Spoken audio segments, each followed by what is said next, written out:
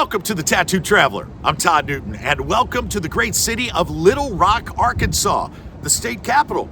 Now, on this episode of the show, I'm going to take you to the William Jefferson Clinton Library and Museum. Really interesting stuff in there.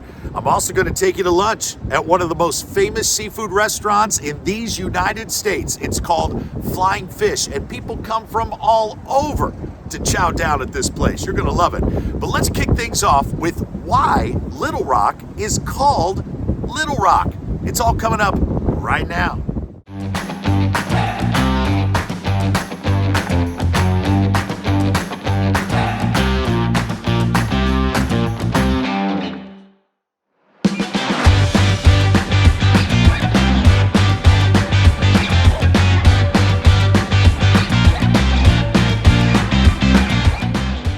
I love Arkansas. Such a beautiful state. They call it the natural state, and Little Rock is right at the heart of it. You've got everything here, from those die-hard Razorback fans to the majestic Arkansas River to the Ozark Mountains. But there's a lot of history here in Little Rock. In fact, did you know Little Rock was named after this Little Rock? Now, the plaque here on the rock claims that this was the first rock seen on French explorer Bernard de la Harpe's 1722 expedition from the mouth of the Mississippi all the way up the Arkansas River. That may or may not be true, but it makes for a good story. The city of Little Rock was founded in 1821, established as a trading post, and you can find the rock, get your photo taken with it here at the base of the Junction Bridge. On our way to the Clinton Library is the H.U. Lee International Gate and Garden. This is a beautiful garden here in downtown Little Rock that honors American Taekwondo.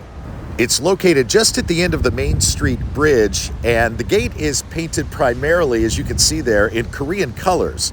Blue stands for wood, the red for fire, yellow for the earth, white for metal, and black for water. A couple of statues there of Taekwondo students with a slight bow to welcome you. One male, one female, full size, in uniform, in a greeting of respect. Here in the garden, you'll find various plant life, typical of gardens throughout East Asia, accented with native Arkansas boulders. Ooh, it's a chilly morning. I tell you, if you work downtown here, this would be a great little midday escape from the hustle and bustle of the office. There's a reflective pool in the center of the garden. And just to the right of that is a statue of the man that this garden honors. This is the eternal Grandmaster Hang Ung Lee, who contributed more in his lifetime towards the advancement of martial arts throughout the world than any other in the modern era. He created the American Taekwondo Association here in Little Rock in 1977. Behind the statue of Lee is the Wall of Vision, which displays the names of all of the American Taekwondo Association masters. It stands 11 feet tall, made from that beautiful Chinese black granite. These two statues you see here, they are called Harubang statues. Long, broad nose, just a slight smile there. They stand guard over the garden, and they were gifts from South Korea. Just a really nice place. The overall cost of the garden was about $1.4 million. And when you exit back out through the gates, you're standing right here on President Clinton Avenue, and you're just a few blocks from the Clinton Presidential Center. William Jefferson Clinton served 2 tenures as the governor of Arkansas before being elected the 42nd president of the United States. This video is not a political video. You vote your heart. I'll vote mine. This is just a visit to the library. And one of the exhibits that I love checking out at any presidential library, and we've visited a few here on the channel, is the presidential limousine. This is a 1993 Cadillac, and Clinton loved it. Word has it, he often washed it himself. It is, of course, outfitted with state-of-the-art protection and communication systems, allowing for communication anywhere in the world. It has seating for 6 in the back, and a pretty interesting display about the Secret Service, which was originally established in 1865 to investigate the counterfeiting of United States money. But after the assassination of William McKinley in 1901, Congress added the protection of the president to the duties of the Secret Service. Now, this is interesting. On the second floor of the library, there are 3 floors in total, is a full-scale replica of the Cabinet Room. The real Cabinet Room was added to the West Wing of the White House in 1902 by Theodore Roosevelt. And it is a place where the president meets with the cabinet and other officials. And why the Cabinet Room is so important and special to President Clinton is because it was in the Cabinet Room that he reached peace agreements for the Middle East as well as Northern Ireland and the United Kingdom. All of those issues were discussed in the Cabinet Room, and President Clinton wanted the public to get as genuine a feel for what it was like to be in that room as possible.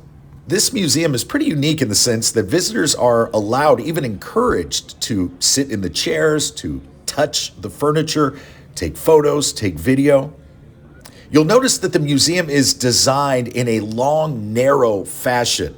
President Clinton wanted his library to resemble a bridge into the future, as he called it. And as you can see throughout the museum, there is a chronological timeline of everything that was happening, not only in President Clinton's administration, but also in the world. The duties of the vice president, as well as the first lady, are explored and explained, and the inauguration of President Clinton, in which he spoke of change being a positive factor and not something to be feared. There's his famous saxophone. Preserve, protect, and defend the Constitution of the United States. So help me God. So help me God. Climbing up to the 3rd floor now, this is really cool. This is an exact replica of the Oval Office in the White House as it appeared during the Clinton administration. Everything you see here, the rug, the drapes, the photos, the personal items on the desk, are replicas of what President Clinton had in the Oval Office during his 2 terms, including that Resolute desk. Let's talk about that for a moment. The original is built from oak timbers that were once part of the ship HMS Resolute. The desk is massive. It weighs 1,300 pounds. It wasn't always located in the Oval Office. Different presidents prior to John F. Kennedy would use the desk in different parts of the White House. But Jackie Onassis said, no, this desk is a symbol of power. It needs to be in the Oval Office, and it has been there ever since. During Clinton's 2 terms in office, the White House was the family's only home, so it held special meaning for them. They loved to welcome visitors to the White House, and as a matter of fact, on their first day living in the White House, they welcomed 3,000 Americans to visit and shook hands with every one of them. This exhibit showcases some of the items the family used to personalize the White House, make it their own space. You see paintings there of the first pets, a lot of family photos. Speaking of photos, I love this one of President Clinton and Vice President Gore. And I suppose no visit to a museum or a library would be complete without visiting the gift shop before heading off to lunch. Here it is, the Flying Fish. As you can see, they're open most days, and you don't have to be a fish lover to love the Flying Fish. They have burgers and salads and chicken tenders, but they're really all about the fresh catfish, the shrimp, the oysters, and the crab legs, and the liar's wall there. Just bring in a photo of yourself and your big catch and lie about its size. They'll paste it on the wall for you. How's this for ambiance? There's the men's room, neuter. Look at this menu. The po' boys, delicious. The gumbo, I can vouch for that. The key lime pie, gotta be kidding me. Flying Fish here in Little Rock just also happens to be home of the world's first Billy Bass adoption wall. Anyone who donates a Billy Bass receives a free basket of catfish along with your name on a wall plaque. But with any restaurant, it comes down to how good is the food. Does it get your mouth watering? Well, you tell me. A grilled catfish po' boy with a side of French fries and a couple of hush puppies? Oh boy, yes! And don't leave Flying Fish without your souvenir catch and release t-shirt. Man, that place is good. Woo.